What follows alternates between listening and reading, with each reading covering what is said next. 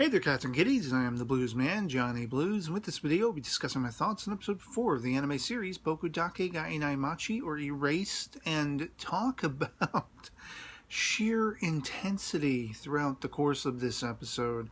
Largely was I on the edge of my seat, and I found myself catching my breath and like holding my breath time after time after time, just not wanting to see Kaio meet her untimely demise, and being fearful of Satoru's failure in preserving her life and all that kind of stuff. Conflicting with, of course, Kaio's mother again and again in this episode, and I absolutely loved that his mother shows up and stops her from smacking Kaio at that one point when he's trying to convince Kaio's mother, let us go out and hang out and have a fun play date, you know, this coming Saturday and all that kind of stuff. Seeing his mother chime in right then and there. And I mean, his mother is, again, my favorite character of the series. She's like, oh, you want to go out with your friends? You really want to go out on a date, don't you? And he's like reluctant to admit to it. And she's like, yeah, if you just come clean with it, I'll give you money. She's such a badass character. And she's a badass mom to know there's something about this scenario that I should be looking further into. She's a good parent because she actually is trying to be a part of her child's life, and she follows him home because she gets off work early. Then she's like, no, I was kidding.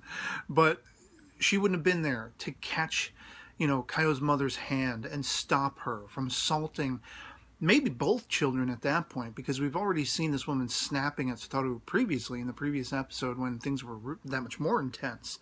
So, I mean, what's to stop this woman from harming another child out of just the heat of the moment, and you know, that kind of thing. And for, you know, Satoru's mother to now be aware of all of this and to see what Satoru's angle is, and you know, it prompts her that much more to be involved and to make sure he can see this to fruition, even though she doesn't know necessarily the whole story, that, you know, he's trying to prevent her death. And I just find it quite fascinating when we finally do see them going to this like museum, you know, framework, and a lot of playful banter back and forth. I mean, Kaio's constantly saying, are you stupid, because of the way he's acting or the way he says things and all that kind of stuff. He has these moments though that ramped up the intensity that much more, where he's almost having this deja vu replay of the timeline. And it could be anything really from, has he done all this before and he's just forgotten? Like, has this been something he's attempted time and time again because he's had this ability to go back, and maybe time and time again he fails, and he keeps having to recycle, you know, the reliving of these moments and keep trying, keep having his hand at it before, you know, hopefully it'll finally play out to saving her life. Could it have been something as simple as he is remembering the events as they truly played out? You know, he does speculate that he had gone to this museum sort of place, and he had run into Kaio originally, but he had forgotten that. Well, is that really the case, or is it that, you know, because he is manipulating time, could the changes in the timeline be catching up with his future self, where he's remembering things as they're happening to him in the present, you know, his past form? It's quite interesting, all of that, the timey-wiminess, to borrow from Doctor Who, you know, of the scenario. And it's just that much more intense, because if things are playing out the way they had originally, then he is not affecting any change. And this becomes the predominant thought in his mind, you know, and that is what ramps up the intensity, because, well, is all this for naught? If I'm just reliving events, I'm just recreating the events as they originally happened, or passively aligning things by trying to change them, and they're still working out the same way they did, well, what good am I? What good can I affect? And that's largely the concern, because suddenly you're like, as a viewer as well, you know, well, maybe he can't. Maybe it's predestined. Maybe he can't change her life or save her life. Prevent this heinous crime that takes her from the world and all this kind of stuff. And you really, at least for me, you fall in love with Kaio. You know, she's such an adorable character, and you just want to see this child be able to have the life that is, you know, as of yet, ahead of her. I mean, she could do wonders, you know. She's had such hardship, and to see this birthday party play out, you know, where she's taken aback and she's just so happy and joyous. They have one freeze frame of, you know, Satoru's mother, and she's like doing something, and Kaio's like looking up at her, just so joyous. To see him gifting her of the mittens, and she's crying, and I cried. I was really crying in that moment, because you grow so attached to her character. You know, whether you've had hardships in your life or not, whether as a child or as an adult, you can, you know, there's pathos there. You can relate to whatever is going on with her, and you want to save this girl. You want to be in his position and be able to save her and put that life out ahead of her again that is, you know, ripped from her in the original timeline.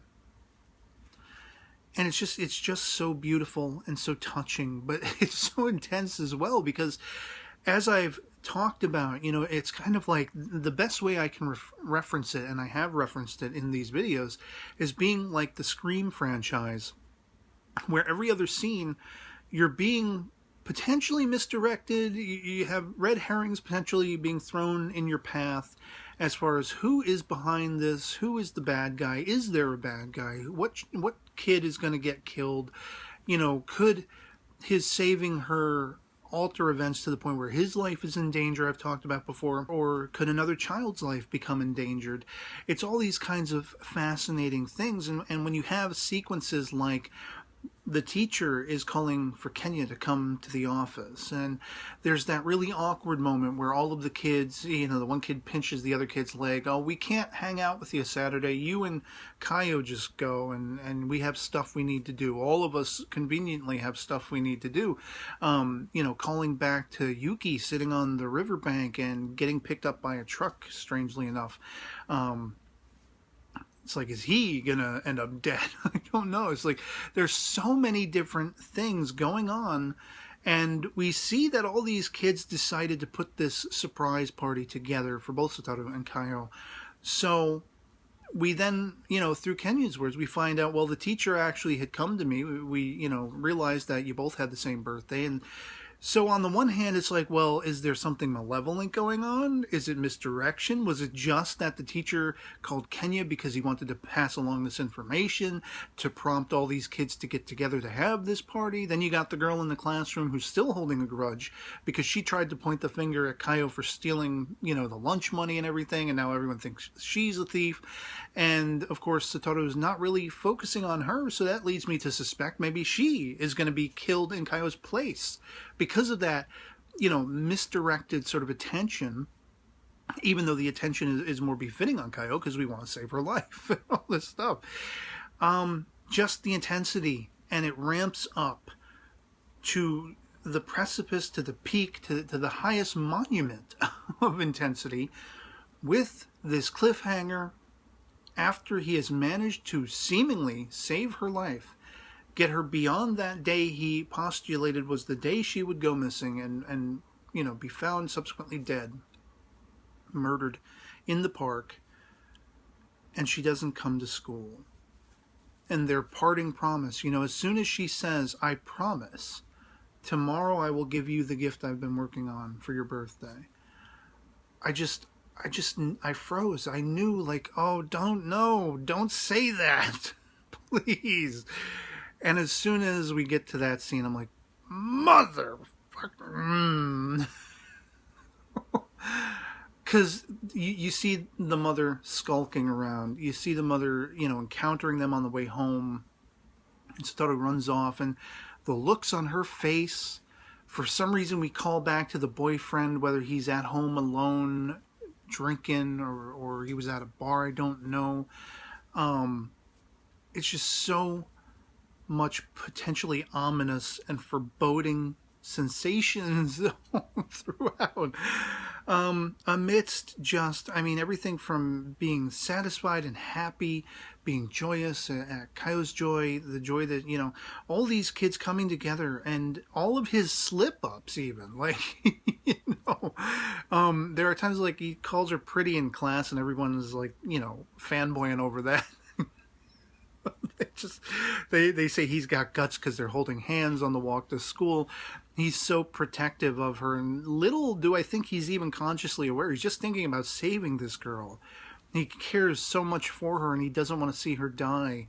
But I mean, it's almost a burgeoning romance. But all I know is the week between the end of this episode and the next is going to be excruciating because of how pitch perfect this was to play on your emotions, to draw you in, to keep you captivated, and to raise your bar of expectations of wanting to see this girl's life preserved, as well as the other kids. I mean, you know, I'm looking at the other kids in the classroom, and I realize 2 or more of these kids are also in danger. And while we're being, you know, introduced to and being drawn to Kaio through Satoru's interactions with her and his concerns for her, I am looking at all these other kids like, oh God, I hope none of them actually, you know, end up murdered. I don't want to see any of these kids killed. I don't want to see anyone, you know, like, I really hope they manage to prevent any death and capture this guy, you know, maybe in the heat of the moment. Maybe they get him while he's got a kid, akin to what we had in the first episode where his, you know, Satoru's mother had seen the guy making off with a child, and then he left the child behind. Maybe in the heat of doing that, you know, they could capture whoever this is. Whether it be the teacher, Yuki, somebody unexpected, this guy in the truck that picks Yuki up, as I say, that was kind of just out of nowhere. And it led me to, you know, think of all those stories you hear about hitchhikers on the side of the road who get picked up and then they're found later in the woods somewhere, dead, you know. So, so many ways this can go. And it's just intense, enrapturing, captivating, and I just want to see Satoru succeed. And then with the title, once again, I still fall back on that idea. The town where only I am missing.